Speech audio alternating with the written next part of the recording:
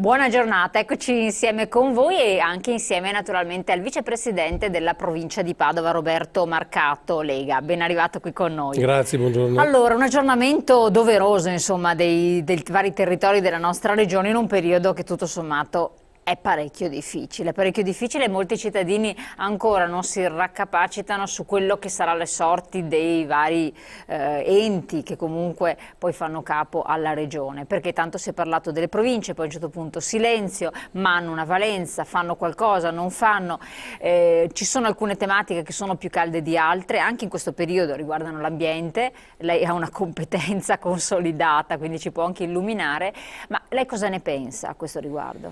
Ma guardi, io faccio considerazioni molto semplici. Intanto noi siamo l'unico ente federalista vero che esiste in Italia, perché noi viviamo di una tassazione locale. La provincia di Padova, a differenza tra l'altro di altre province, non ha un euro di trasferimento dallo Stato centrale, per cui noi non costiamo allo Stato praticamente nulla. Abbiamo un bilancio sano, siamo un ente efficiente e con le ultime operazioni che abbiamo fatto noi abbiamo una capacità di spesa davvero importante. Capacità di spesa che altro non significa poi riversare sul territorio in maniera oculata le tasse che i cittadini pagano. E questa è la grande differenza con tutto il resto. Il cittadino sa esattamente e vede esattamente dove vanno a finire i soldi che lui versa in tasse, perché noi facciamo strade, perché noi facciamo ponti, perché noi facciamo piste ciclabili, perché noi costruiamo le scuole. Ecco, no, sottolineiamo questo aspetto perché veramente a questo punto sfugge. Cosa fa la provincia? Cioè, vabbè, noi lo sappiamo, però la provincia ha competenze in materia di viabilità, cioè noi facciamo le strade, tutte quelle che sono le famose strade provinciali, le costruiamo, le facciamo. Poi siamo un ente determinante nei comuni, quando vedete una rotatoria, quando vedete una pista ciclabile, un ponte, ecco, 9 volte su 10 c'è un contributo importante sia finanziario che di progettazione della provincia di Padova in questo senso. Abbiamo competenze in materia ambientale, noi rilasciamo le autorizzazioni, dico una cosa per tutte, le autorizzazioni alle aziende e gestiamo tutto il tema dei rifiuti. Tra l'altro, lo ricordo sempre, la provincia di Padova è la miglior provincia d'Italia nella gestione dei rifiuti, abbiamo la raccolta differenziata più alta, abbiamo tutti gli impianti, stiamo dismettendo le discariche, cosa che è in controtendenza rispetto a tutti perché non ne abbiamo bisogno, abbiamo l'inceneritore che è più che sufficiente, voglio dire, c'è stata una oculatezza nella gestione straordinaria, gestiamo tutto il tema del lavoro. E sappiamo tutti quale sia la situazione oggi, la provincia ha un ruolo determinante nella cassa integrazione, nella gestione delle crisi aziendali. Gestiamo il PAT e i patti, tutta l'urbanistica. Oggi il Comune progetta la sua idea di piano regolatore ed è la provincia che lo approva. Gestiamo tutte le scuole provinciali, tutte le scuole dove i nostri ragazzi vanno a fare la scuola superiore sono gestite di proprietà della provincia di Padova. Questo è un quadro un po'... Ipotizziamo, quello che dovrebbe essere in previsione, vengono eliminate, le competenze vanno in capo al comune e alla regione. Sì. E idem anche i dipendenti, a parte chi risulta come figura politica che a questo punto sì, va a sparire, sembra, dalle previsioni. Che cosa succede? Allora, questa è la previsione, posto che non esiste in nessun altro paese europeo che non ci sia l'ente intermedio fra comune e regione. Qualsiasi paese europeo ha i 3 gradi di amministrazione locale. Questo è il primo dato. Il secondo dato, e i cittadini lo devono sapere, è che nel momento in cui si vengono trasferite le competenze delle province, vengono trasferite anche il personale dipendente. E questo, che oggi ha un contratto provinciale, con il contratto regionale avremo un contratto più oneroso e con questo semplice spostamento l'operazione vanifica i benefici presunti e aumenterebbe il costo complessivo per i cittadini, quindi andremo a caricarli di nuove tasse. Tra l'altro spezzo anche una lancia per i dipendenti delle province che sono stati trattati in questi mesi come dei nulla facenti e come persone che rubano lo stipendio. Io parlo ovviamente per i miei ma lo so anche per gli altri, questa è tutta gente che lavora e anche qua sfattiamo un mito, non lavora per 50.000 euro al mese, lavora per 1.000, 1.100, 1.200 euro al mese. Questi sono gli stipendi che prendono i nostri dipendenti e i nostri dirigenti prendono qualcosa di più, ma non le cifre stratosferiche che vediamo per esempio nei dipendenti di vari ministeri o del Parlamento italiano. Va detto questo perché davvero sono stati trattati malissimo e sono stati lesi nella loro dignità professionale. Questa è gente seria che lavora e dà risposte ai cittadini. Poi io intanto vorrei chiedere a un cittadino se ha mai avuto modo di parlare con un assessore regionale, con un consigliere regionale. Vorrei chiedere a un sindaco quanto ci mette per avere un appuntamento con l'assessore regionale di turno. Una vita. Vorrei chiedere poi ai sindaci come faranno nel momento in cui deve passare una strada intercomunale su 4 comuni, come faranno a mettersi d'accordo.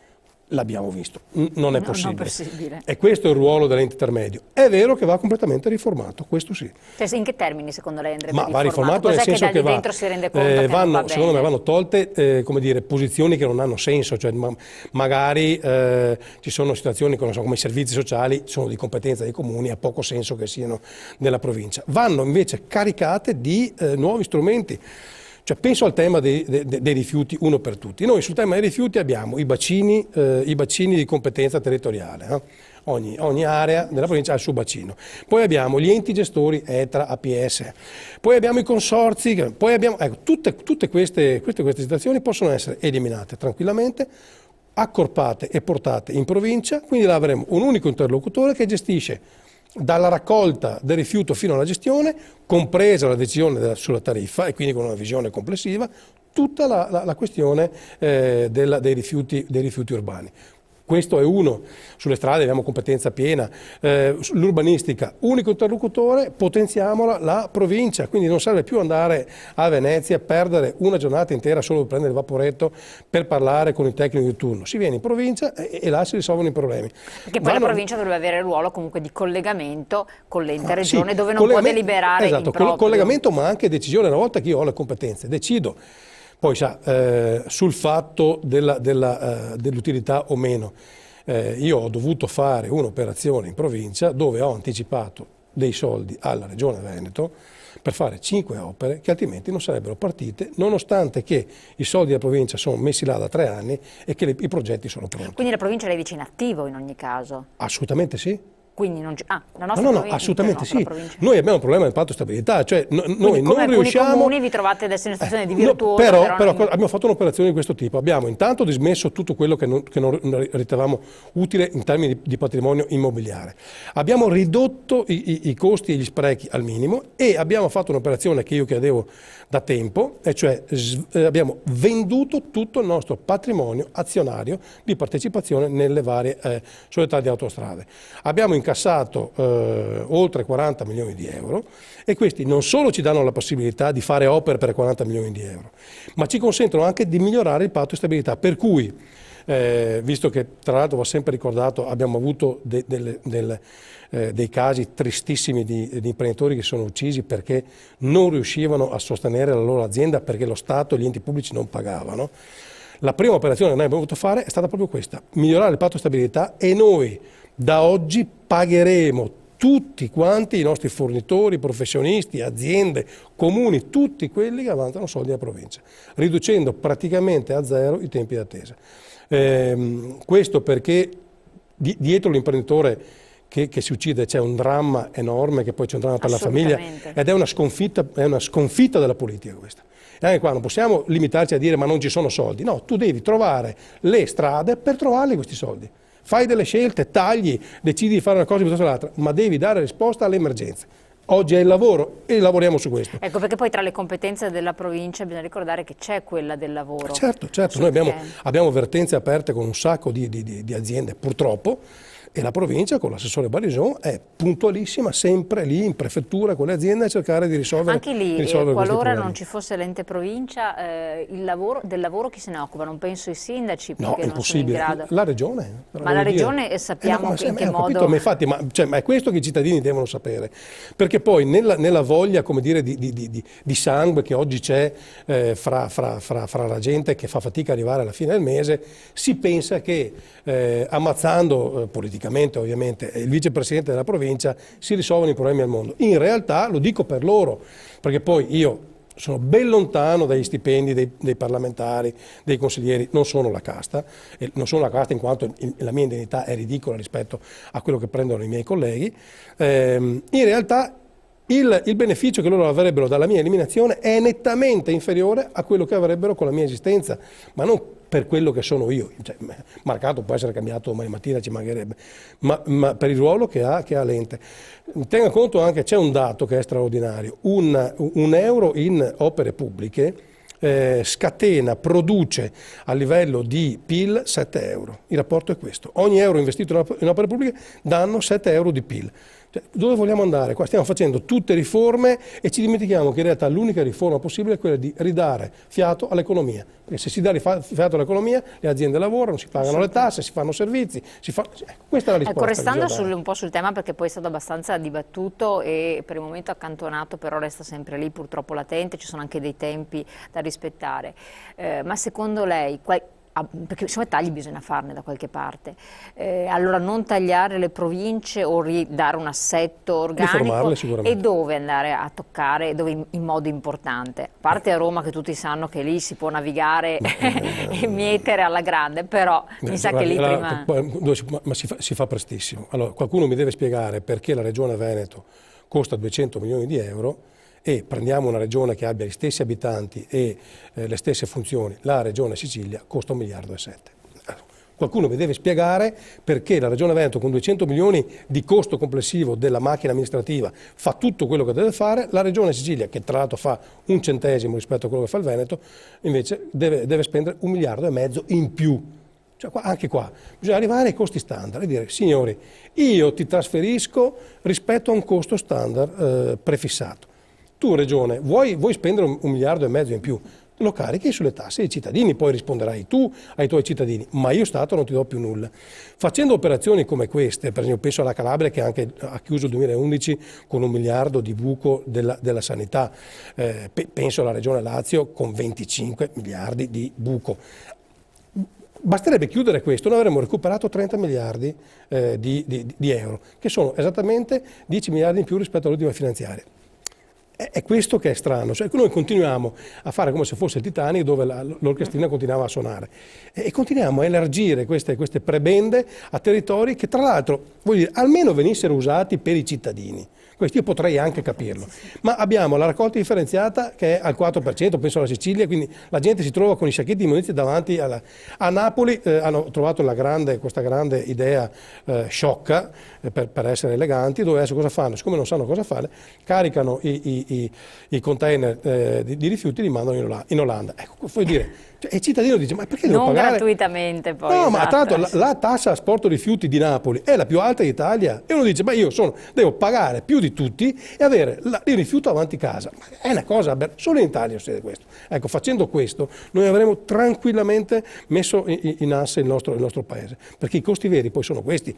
Esistono poi i costi della casta, per carità, vanno ridotti gli stipendi, siamo tutti d'accordo, ma facciamo questa operazione, cosa risparmiamo? 100 milioni all'anno? Benissimo, sono risparmiati, ma qua noi abbiamo bisogno di decine e decine di miliardi di euro, non dei 100 milioni della casta, che comunque va ridimensionata. No, ma lì però bisogna essere molto discorso, seri. Assolutamente, ma quello è un discorso della casta, che sappiamo benissimo, cioè è un discorso etico in questo momento. No, ma infatti, un discorso etico che secondo me è assolutamente, cioè, non è congruo che in un momento come questo ci siano persone che prendono delle cifre euro al mese. Perfetto, ma è vero, verissimo. Questa è una cosa. Allora, torniamo su questo discorso, poi addentriamoci anche in alcune cose specifiche, perché il tema del lavoro è importantissimo, il tema dell'ambiente altrettanto importante, e dopo alcuni assetti della provincia, spaziamo anche in ambiti diversi, sono altrettanto importanti. Lo affrontiamo insieme. Pubblicità.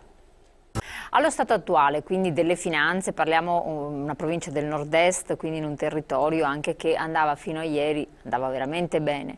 Come ci troviamo messi? Con i provvedimenti, i tagli, eccetera, anche se in Regione adesso è stato approvato il bilancio provvisorio e sembra che tagli drammatici non ce ne siano, ce ne sono, ma non così drammatici nel provvisorio.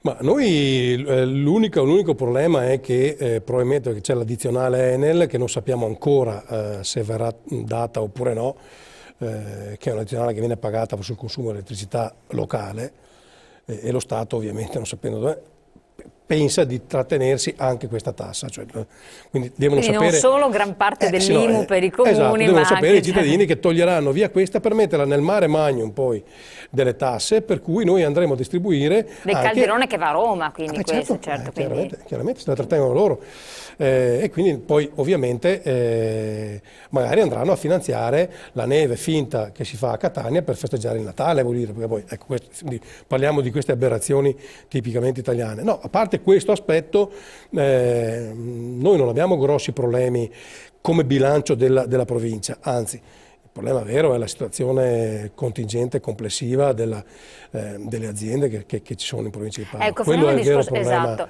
il tema del lavoro, poi torniamo anche al discorso del federalismo che è stato accontanato, visto che approfitto di lei che rappresenta anche la Lega e sì. di questo tema si è parlato molto, poi improvvisamente con Monti sembra che di federalismo non si andrà più neanche a parlare, quindi capire anche la posizione della Lega che aveva manifestato una chiara presa di posizione al riguardo. Il lavoro com'è? Cioè le imprese come stanno nel territorio? Stanno male perché tra l'altro oggi arrivano davvero i riverberi pesanti della crisi economica, perché tutto sommato la crisi scoppia nel 2008 e tutti pensavano che, come dire, la conseguenza a livello proprio economico arrivasse dopo 3 giorni. Purtroppo in economia non funziona così, è lenta ma inesorabile poi la reazione a catena e oggi abbiamo delle aziende che patiscono molto. È stata rifinanziata la cassa integrazione per fortuna, però mi rendo conto che sì, se anche dà un sollievo finanziario momentaneo al dipendente non sapere se la sua azienda ci sarà fra 6 mesi, un anno, da un punto di vista psicologico è devastante. Sì, la cassa integrazione per fortuna che c'è, perché altrimenti ci sarebbe un problema sociale enorme, ma è un problema di prospettiva, per cui bisogna assolutamente rilanciare l'economia e su questo io ho le mie idee, perché sono stato di recente a più di qualche convegno organizzato a Confindustria, organizzato da Fondazione Nord-Est, ma organizzato un po' da tutti su temi economici. Ma tutti quanti a dire che il modello veneto, quello della micro-piccola impresa, è definitivamente tramontato e finito e che bisogna andare verso un modello macroeconomico, macro-aziendale. Lo dicono tutti, perché la massa critica sarebbe sufficiente per fare ricerca, per fare innovazione, eccetera, eccetera, eccetera. Io ho qualche dubbio. Perché se andiamo a vedere oggi chi patisce di più sono le grandi aziende e se andiamo a vedere chi sta dando maggiori risposte in termini di occupazione oggi sono le piccole e piccolissime aziende. Ma non è che le banche a un certo punto abbiano preso, visto che ci troviamo in un governo fatto da banchieri, e visto che le banche ci stanno facendo fare i salti in Europa e nel mondo a loro piacimento, negando o concedendo, anzi non concedendo nulla, che siano le banche proprio a dettare queste regole. A un certo punto chiudono i rubinetti, come abbiamo visto per le famiglie, per le aziende medio-piccole, per cui ti costringono a un autato drammatico. È una visione molto interessante, d'altronde abbiamo visto e abbiamo capito una volta per tutte che le banche sono in grado di decidere i destini del mondo, perché ricordiamolo, poi abbiamo la memoria corta, ma ricordiamolo, questa crisi economica è una crisi finanziaria che è partita dalle banche anglosassoni, e quindi prima inglesi e poi americane, e che è arrivata qua in Europa. Ed è partita fondamentalmente perché questi signori hanno fatto prima delle speculazioni pazzesche sugli investimenti immobiliari, perché la bolla speculativa sull'immobiliare tirava tantissimo, hanno fatto delle speculazioni enormi, poi hanno avuto la brillante idea, si sono messi là a tavolino, hanno costruito gli strumenti finanziari porcherie, dove hanno messo dentro il loro rischio che avevano nei loro bilanci e questi strumenti porcherie li hanno venduti poi ai cittadini, ai clienti, che si sono trovati con delle mine fra le mani. Questo ha scatenato a reazione poi in tutto il mondo, soprattutto in Europa, delle reazioni pazzesche a catena e che hanno avuto poi la conseguenza di una crisi economica. Adesso sai, io per carità a pensare male, però insomma, ci vuole poco. Sì, uno però ci azzecca anche. Quando io vedo che oggi la banca che è messa sotto inchiesta dal governo degli Stati Uniti, e c'è un'inchiesta pesantissima, è la Goldman Sachs, ed è la più grande banca d'affari del mondo. Poi se andiamo a vedere chi era l'advisor di quella banca, era un tale Monti. Adesso, per carità, che questo signore che è stato uno dei fautori con la sua banca della crisi mondiale, sia anche poi il medico che cura la malattia da lui provocata, fa un po' ridere se non fosse tragica. Se poi andiamo anche a vedere, perché l'altro dato oggi, oltre alla crisi economica, che rende questo paese ingovernabile e con prospettive davvero pericolose, è il debito pubblico. Questo è il grande tema. Per cui lo spread che oggi abbiamo è così alto perché abbiamo un debito pubblico che è al 120% sul PIL. Debito pubblico, se noi chiediamo ai nostri cittadini se dovessero individuare una faccia di quel debito pubblico, io credo che 9 su 10 pensano a Cirino Pomicino, ministro dell'economia negli anni '80, ed è stato uno che ha elargito a mani basse a tutto e a tutti e ha gonfiato il debito pubblico a dismisura. Chi era il consulente economico di Cirino Pomicino quando era ministro dell'economia? Sempre Monti. Allora dico, ma per carità, siamo sicuri che siano proprio le persone giuste siano le persone giuste per risolvere i problemi di questo paese malandato? Io ho qualche dubbio. Adesso tutti parlano di spread, sono tutti esperti, ma là è inutile fare i fenomeni. Perché la Spagna non ha lo spread come il nostro, visto che è già praticamente fallita? Non ce l'ha perché lei ha il debito pubblico è il 60% del PIL. Il nostro è il 120%. Finché non ridurremo questo rapporto, lo spread sarà sempre altissimo, e spread significa pagare interessi che vanificano tutte le operazioni di finanza che facciamo delle tasse dei nostri italiani, punto. Assolutamente, quindi questa è un po' una situazione drammatica però realistica. Il fatto è che secondo me gli italiani si dimentano molto facilmente. Ma è bene ricordarlo, ma insomma, il nostro ruolo è anche quello di ricordarlo. E se qualcuno vuole smentirmi lo faccia pure, ma insomma, io sono dati incontrovertibili questi. Ecco, quindi questa è un po' la situazione del mercato del lavoro. Ci sono un numero di aziende che in questo momento sono in sofferenza nel territorio rispetto ad altre province.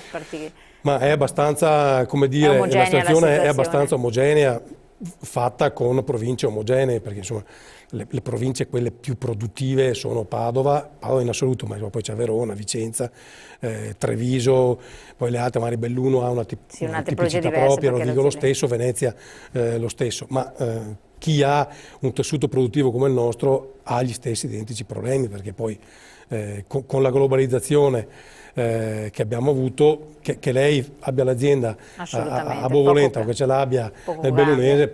Secondo lei, poi una domanda un po' sempre qua di politica, i provvedimenti che sono stati avanzati, perché abbiamo fatto la fase 1, diamo la mazzata un po' a tutti, a certe categorie in modo particolare, fase 2 rilancio e quindi avvio dell'occupazione. Quello che si sta facendo per il momento può avviare, proprio con i piedi piantati per terra nel nostro territorio, per quello anche glielo chiedo, può dare una via all'occupazione a partire da queste liberalizzazioni, da queste cose? Allora, perché occupazione si parla e poi lei lo sa benissimo, ai centri per l'impiego c'è chi si iscrive che ha 50 anni, che era un quadro in un'azienda, che aveva una competenza, o un operaio che aveva 20 anni e 30 di esperienza, un 45enne, un 50enne, sempre quello che dico, ci sono tantissimi giovani, altro aspetto, ma ci sono anche delle figure intermedie, perché anche quello è importante. Guardi, io le rispondo con le parole dell'ex ministro dell'economia argentina, che ha preso in mano le redini del paese da un punto di vista economico e finanziario dopo il fallimento argentino. Se lei si ricorda, nel 2001 l'Argentina fallisce, bloccano i conti correnti, non pagano più i fornitori, non pagano più nessuno, e gli italiani che hanno acquistato i bond argentini lo sanno bene, hanno visto azzerato il proprio capitale. Prende in mano la situazione e fa tutta una serie di provvedimenti. Il provvedimento più importante che fa lui è quello di mandare a quel paese il Fondo Monetario Internazionale quando gli propone tutta una serie di ricette per rilanciare la situazione economica, finanziaria e sociale dell'Argentina. Lui lo manda a quel paese, si rifiuta di contrattare con il Fondo Monetario, si sgancia dal dollaro americano, quindi ritornano con la propria valuta, e mette in atto tutta una serie di iniziative per il rilancio dell'economia, e con 2 mandati, lui è stato ministro, tra l'altro un italo-argentino, è stato ministro con due presidenti, tanto era bravo, ha messo in atto tutta una serie di iniziative per cui l'Argentina ha ripreso a correre. Oggi l'Argentina è il paese, in 10 anni, è il paese che è secondo per crescita di PIL dopo la Cina.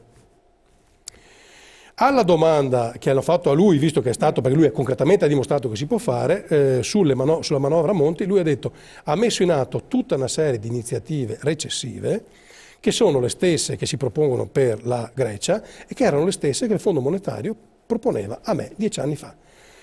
Tutte queste manovre recessive, tra l'altro lo dice anche il governatore della Banca d'Italia, questo ci costerà 1 punto di PIL, e visto che noi siamo a crescita zero significa recessione. Cioè la manovra Monti, detta dal governatore della Banca d'Italia, è una manovra recessiva che manderà l'economia italiana in recessione. Questi sono i dati.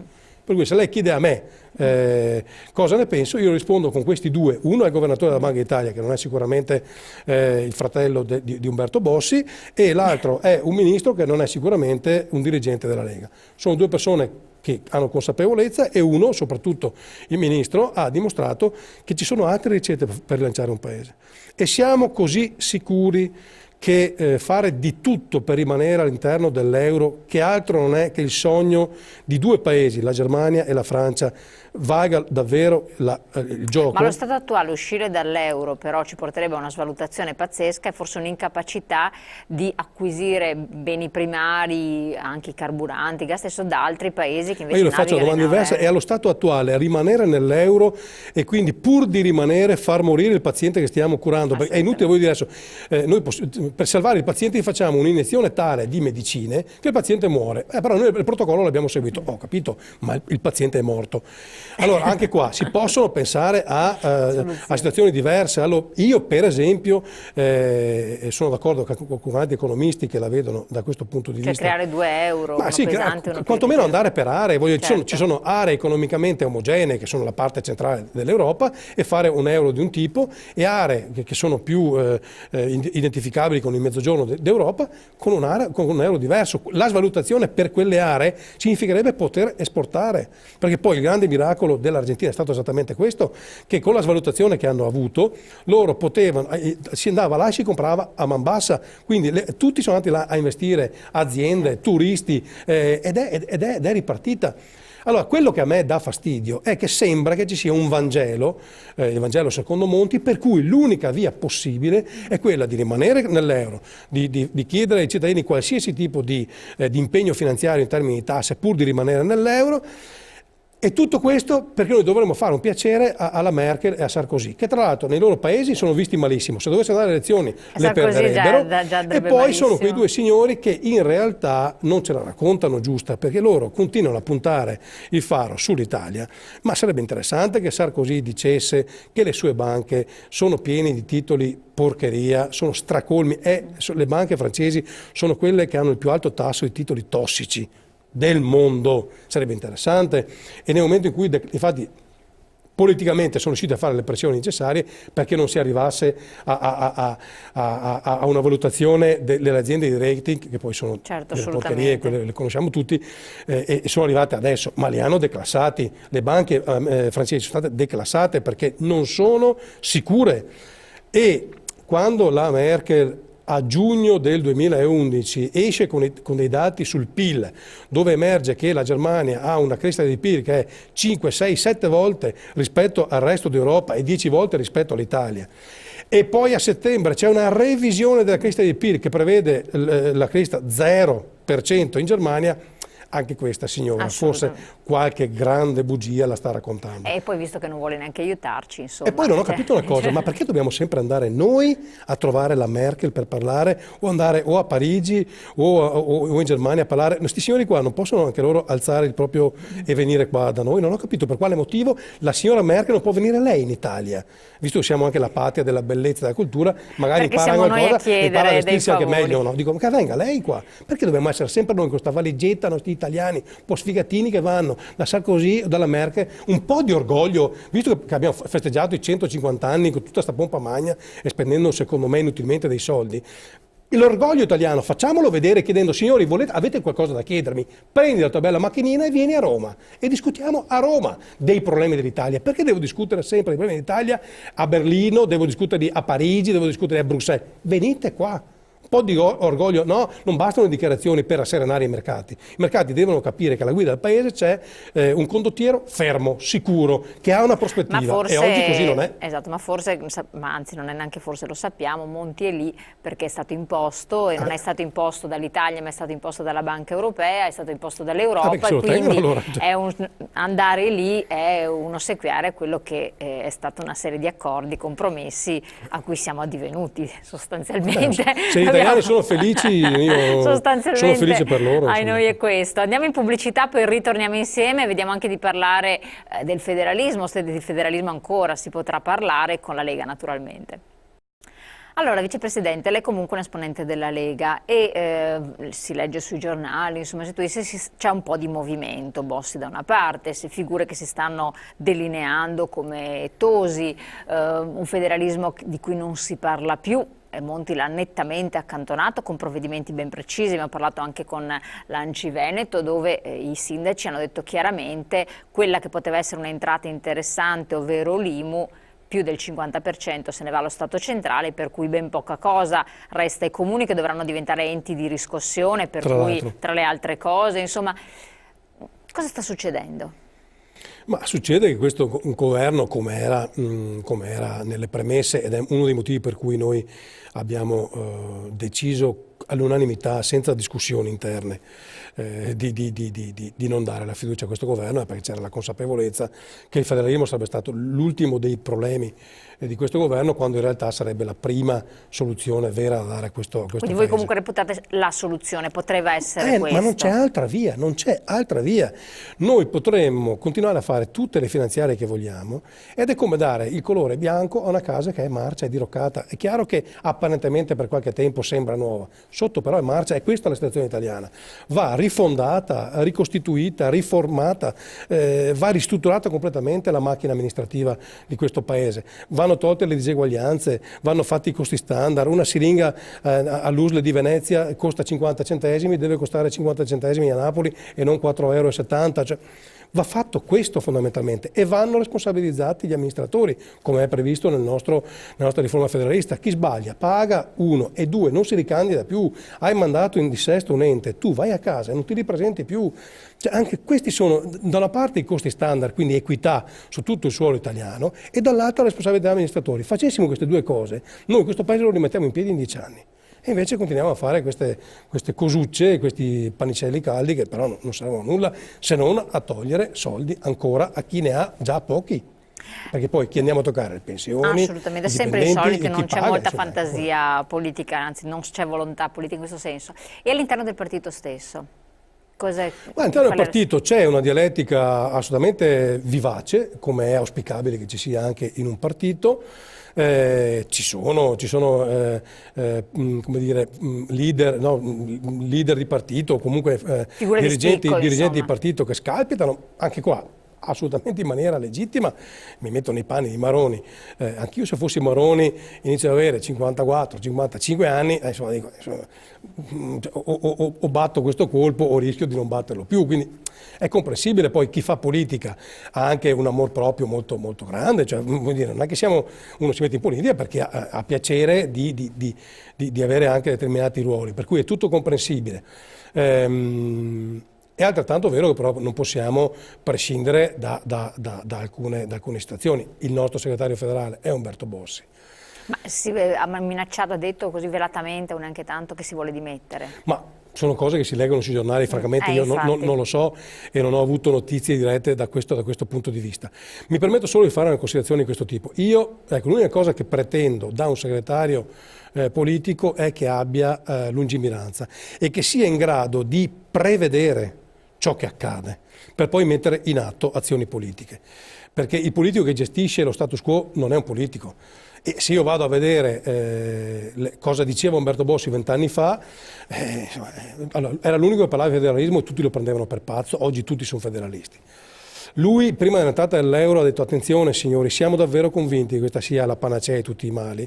Non è che creare un'europea solo economica e non politica, poi in realtà... mancavano tutte le altre fasi, assolutamente. Ecco, allora, l'aveva detto. Poi aveva detto: attenzione alla obiettivo. Cina, se non va gestito il rapporto con la Cina, i nostri imprenditori rischiano di essere schiacciati.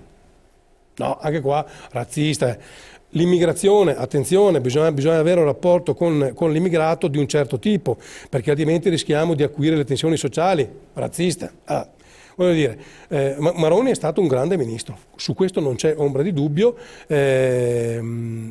Non lo so se può essere anche un grande segretario politico, perché, ripeto, Bossi ha questa capacità, questo intuito, che tra l'altro gli viene riconosciuto da tutti, da Rifondazione Comunista fino all'MSI, insomma, voglio dire, tutti riconoscono questa capacità di prevedere, di intuire dove sta andando il corso degli eventi.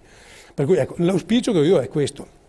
Per cui poi che ci siano delle tensioni interne, ma è inutile anche nasconderlo, ci sono, andremo ai congressi provinciali, di sezione, di circoscrizione, insomma, si faranno questi congressi e là ci sarà un dibattito politico, verranno nominati i segretari e poi si continua. Io sono entrato in Lega nel 92, ne ho viste talmente tante, ho vissuto anche con Mencini che se n'è andato e sembrava che si portasse via tutta la Lega, che la Lega Nord dovesse scomparire. Dopo 2 anni eravamo già il primo partito, per cui insomma è tutto relativo. Anche perché non so se ha notato, ma tutti scalpitano, poi in realtà scalpitano fin là, perché poi sanno che fuori da questa grande madre quello che rimane è poco, ci può essere un consenso personale. Ecco, a proposito di consenso personale, uno dei sindaci o il sindaco più amato, insomma, comunque è Tosi, sindaco di Verona, che ha creato poi un consenso importante e trasversale, tanto da potersi mettere in una posizione anche di rilievo e di spicco. Ma Tosi può creare un movimento Tosi ha consenso perché è un bravo amministratore, è inutile nasconderlo. Tosi ha intelligenza, ha capacità, sa essere coraggioso quando serve, sa mediare quando serve, perché poi un sindaco non può spaccare, perché altrimenti rischia di mandare in rovina la propria città. È una persona capace, ma d'altronde noi ne abbiamo sempre puntato molto sui amministratori locali. Esatto, però si è messo in netto contrasto più volte con la Lega stessa, tanto che si pensava che venissero presi provvedimenti di carattere disciplinare, un'espulsione. Ma sa, su questo io ho una mia visione, considerato poi che con Flavio siamo amici, quindi posso permettermi anche di fare certi appunti. Noi stiamo vivendo una fase in cui sparare contro il governo, al tempo Berlusconi, o fare i rottamatori, da un punto di vista mediatico del consenso paga molto. Cioè, la televisione anche di Stato non va a cercare e invitare chi dice il mio segretario è Umberto Bossi, il Presidente del Consiglio è Berlusconi, va a cercare chi dice la leadership può essere messa in discussione, Berlusconi non va bene. Quindi dal punto di vista mediatico del consenso è chiaro che paga molto di più. Poi però insomma ci sono anche là delle contraddizioni che andrebbero in qualche modo capite, insomma, perché sì, come dire, Berlusconi no, là però il PDL, fare l'accordo col PDL locale invece va bene, anche qua dobbiamo essere molto coerenti, cosa che peraltro in politica è anche difficile. Penso per esempio a Maroni, tutta la questione dei profughi. Che è stata una questione dolorosa per la Lega, molto dolorosa. E io per esempio lo ricordo, i sindaci della Lega di Padova, tutti, diciamo in base alla visione mediatica, i maroniani e i bossiani, tutti hanno mandato a sottoscritto una lettera come provincia di Padova dicendo: attenzione, i profughi te li tieni, non ne vogliamo sapere. Io ho ricordato loro: signori, ma questo è frutto di un accordo Stato-Regioni voluto da Maroni, che è ministro della Lega, non ci interessa, arrangiati.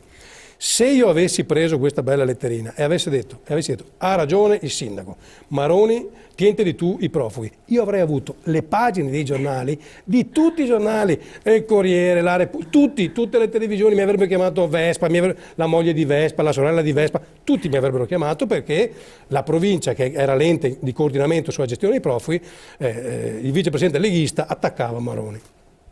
Avrei avuto tutte le pagine.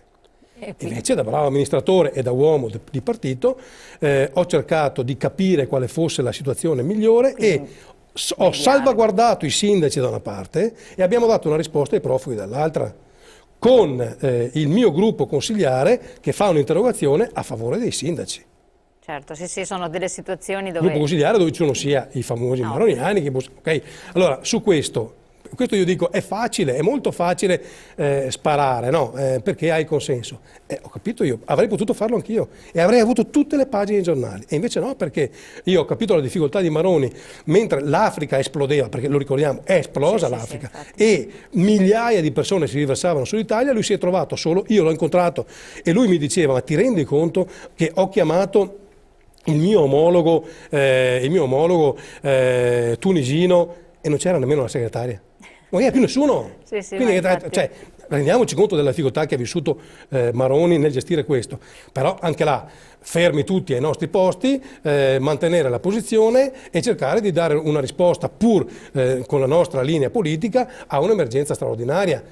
E perché non hanno detto...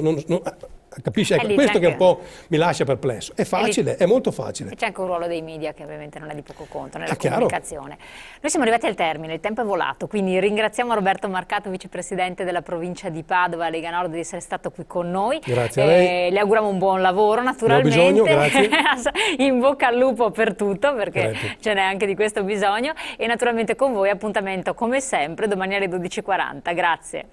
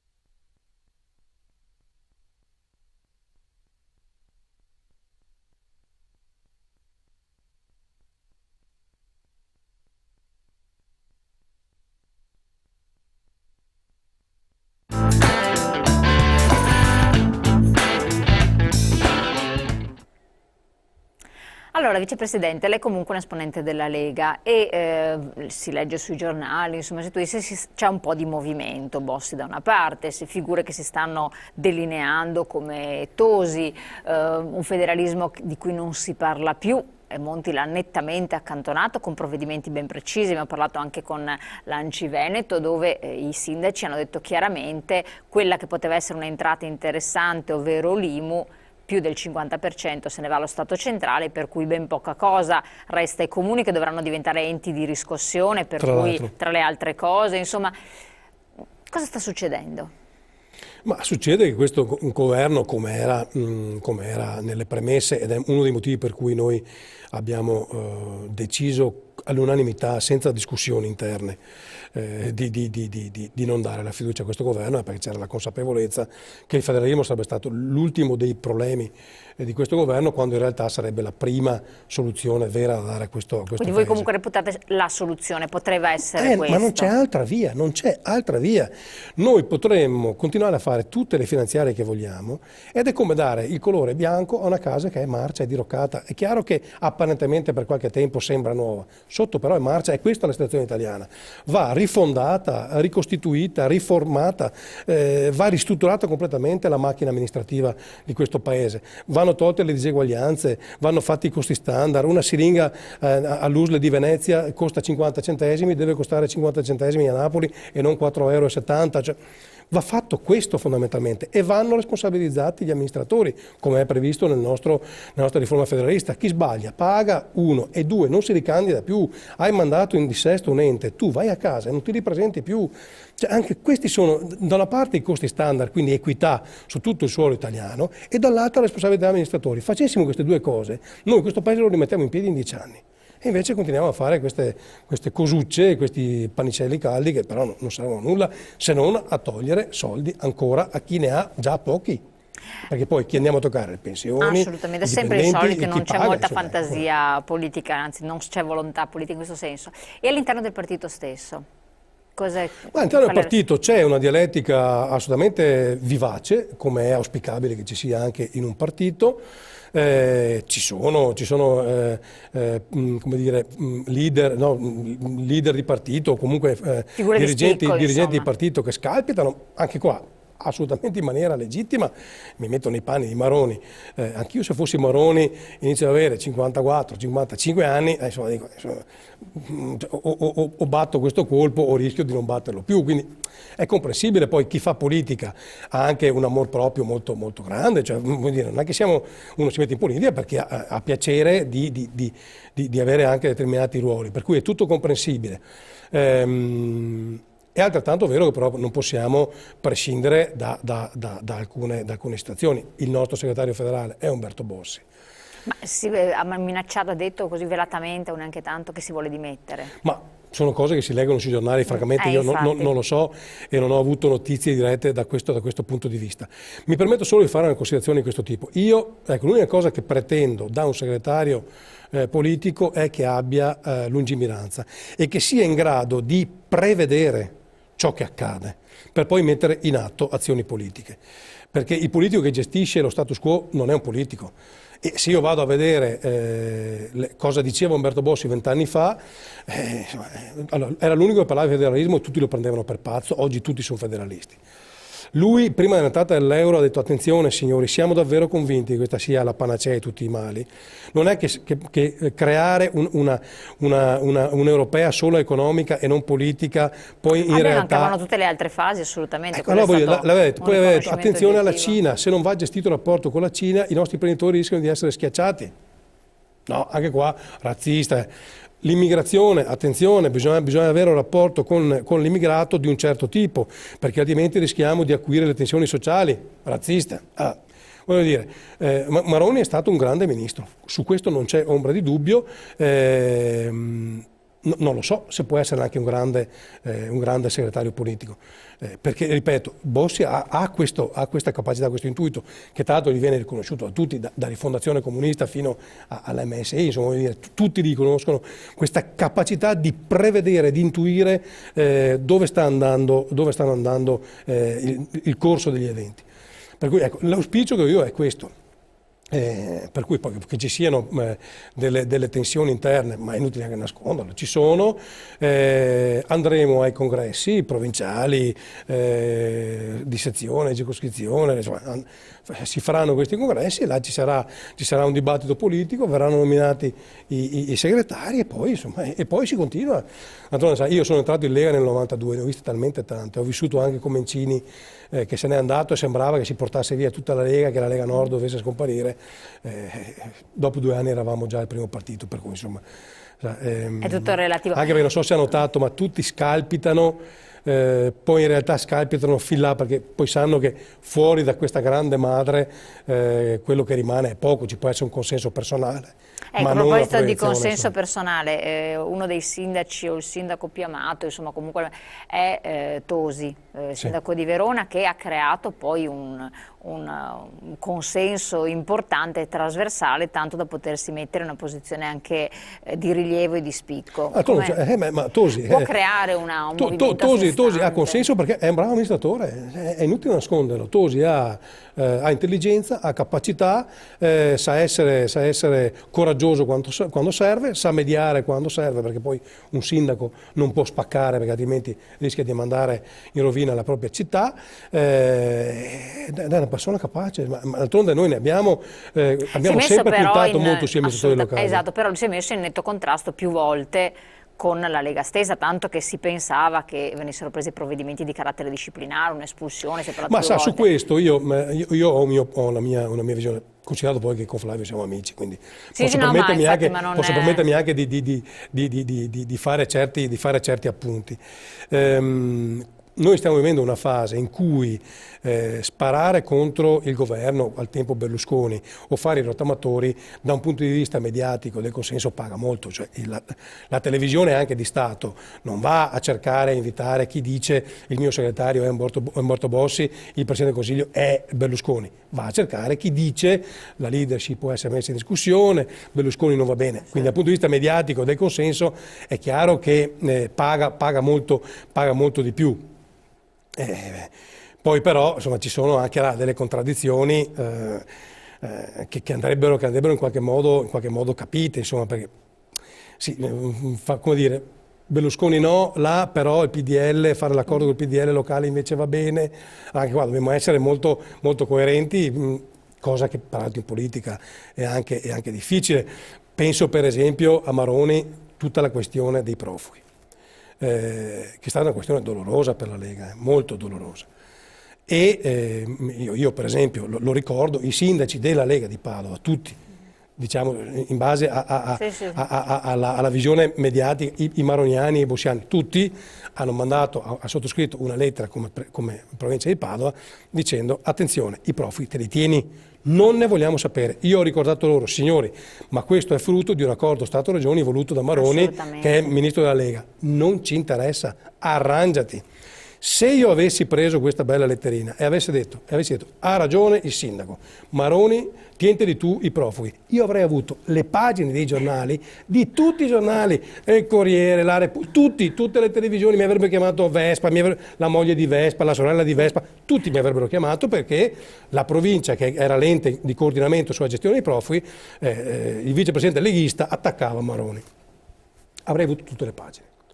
Invece da bravo amministratore e da uomo di partito ho cercato di capire quale fosse la situazione migliore e ho salvaguardato i sindaci da una parte e abbiamo dato una risposta ai profughi dall'altra, con il mio gruppo consigliare che fa un'interrogazione a favore dei sindaci.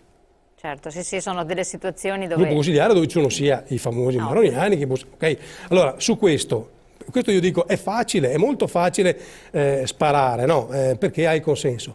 Ho capito io, avrei potuto farlo anch'io e avrei avuto tutte le pagine dei giornali. E invece no, perché io ho capito la difficoltà di Maroni, mentre l'Africa esplodeva, perché lo ricordiamo, è esplosa l'Africa, e migliaia di persone si riversavano sull'Italia, lui si è trovato solo, io l'ho incontrato e lui mi diceva, ma ti rendi conto che ho chiamato il mio omologo tunisino e non c'era nemmeno la segretaria?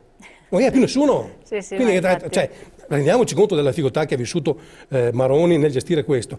Però anche là, fermi tutti ai nostri posti, mantenere la posizione e cercare di dare una risposta, pur con la nostra linea politica, a un'emergenza straordinaria. E perché non hanno detto...